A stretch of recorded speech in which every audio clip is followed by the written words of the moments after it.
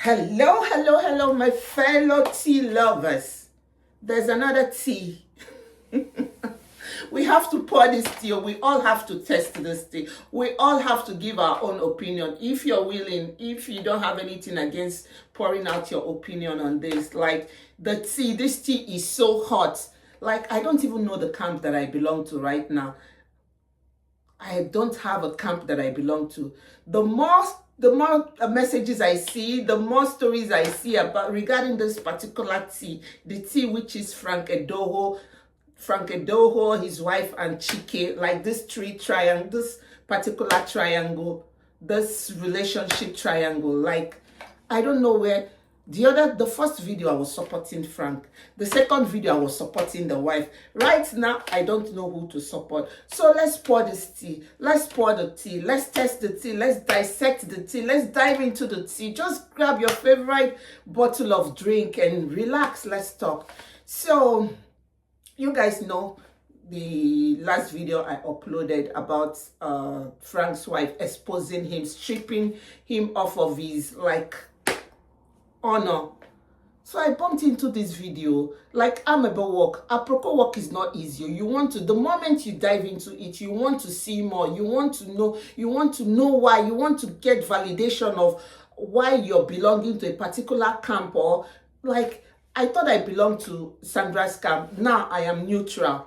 I am neutral, please. No, but I am neutral. I just want to listen and give a little opinion of what I think of the situation.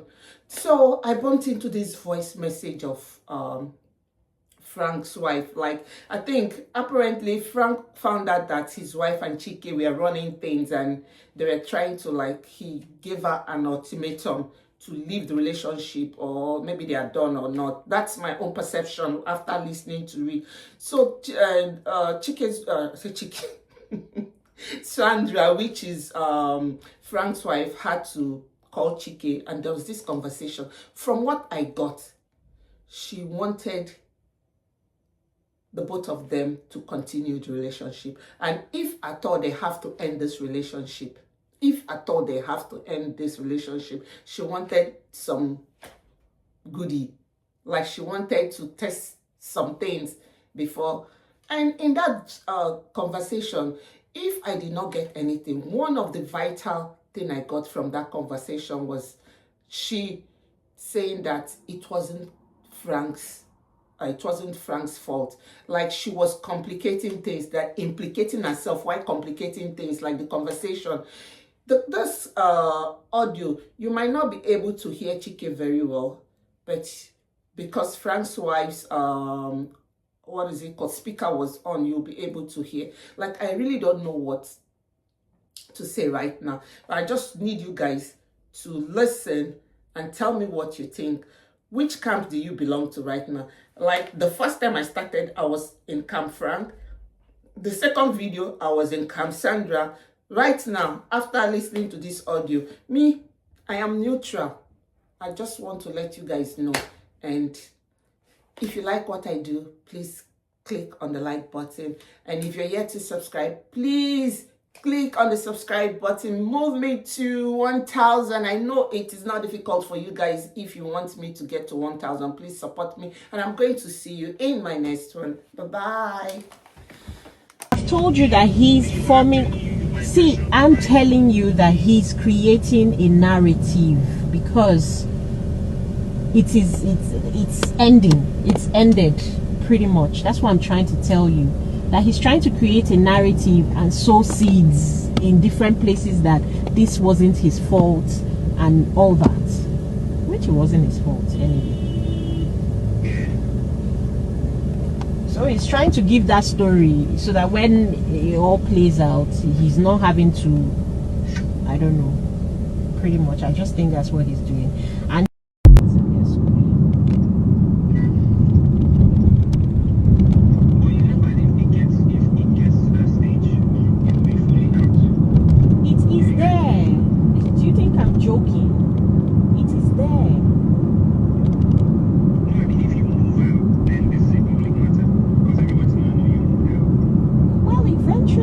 eventually I have to now, because he's pretty much done. It's not joking.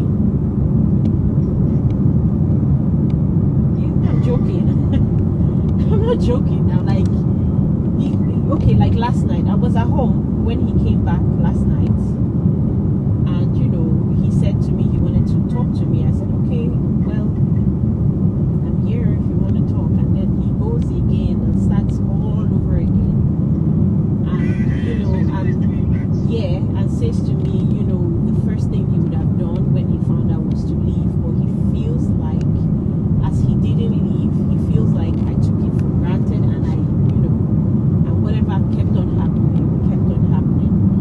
And so right now, it's either, he still repeats himself again, it's either I confess, come out clean, and I said, listen, I've given you all the confessions you need last year. I gave you all the confessions. What do you need again?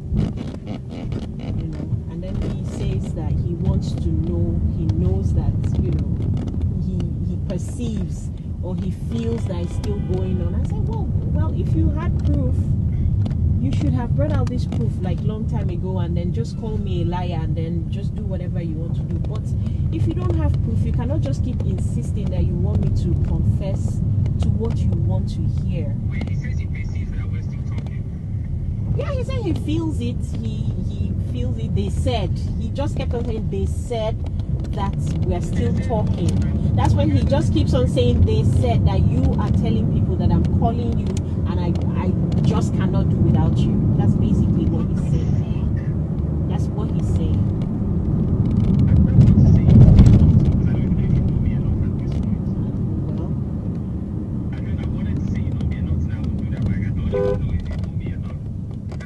I mean, I know it's not in your best interest, so I definitely know that that's not happening. So me, when we say sometimes we talk, you see how careful I am. I get what I'm saying. I'm always sitting down with you. Are you understand what I'm trying Yeah, to say? so yeah, I know. Well, anyhow, back to yesterday, so he just... What is just going on is this thing that he had gone to say. I can tell you that this thing, they will still coming from them, watch baby, and the day you finish, however else is going to, I promise you that that's where it's coming from. I promise you. And you know what I'm saying? That is where it's coming from, because the only person that we had this kind of conversation that you can see you drop to this kind of conclusion was watch baby. And I remember him asking me on the phone, saying, so you mean say that the one where I said we are not in contact? I don't see what I'm trying to say. So he's the only one that has inferred that kind of statement. And guess what? It was not, it was maybe too much. Too fucking much.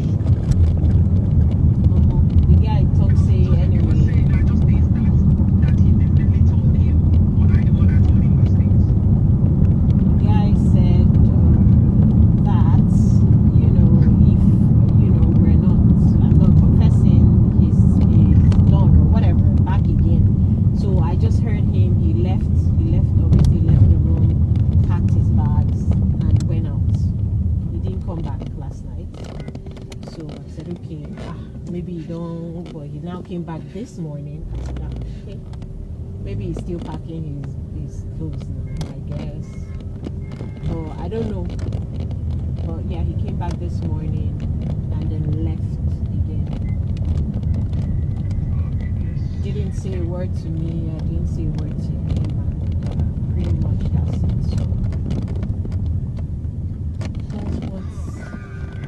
that's the situation right now. Yeah, pretty much. I mean, it's even confusing me now with posting, and so he's still trying to keep the whole front looking like nothing is happening. Yeah, so he said he's sorry about social media. He's just never gonna do that or go back there because it's plain for him to see that, you know, it's plain for him to see that he's lost or whatever he said, and he's just not going to, you know, bring that to the public, whatever. He's not going to bring that to the public anymore. He regretted doing that before.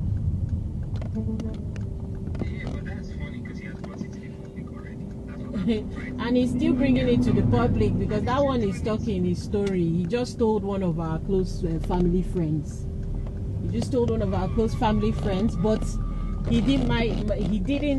I don't even know how he told her, but my close family friend called me. Like, we have these close friends, really close friends in the estate, and that one calls me and says that Oga came to the house, and I think pretty much what he's doing is just pretty much telling people that we're not together. That's pretty much what he's doing, and I feel like, you know, pretty much trying to build a story for eventually when obviously it becomes very glaring that we're not together. So I think that's what's happening now. That's what he's doing.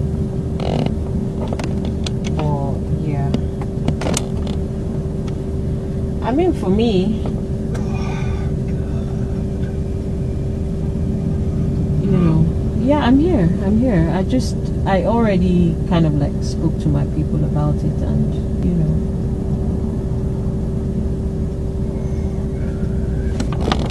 so it's happening. It's not like it's not.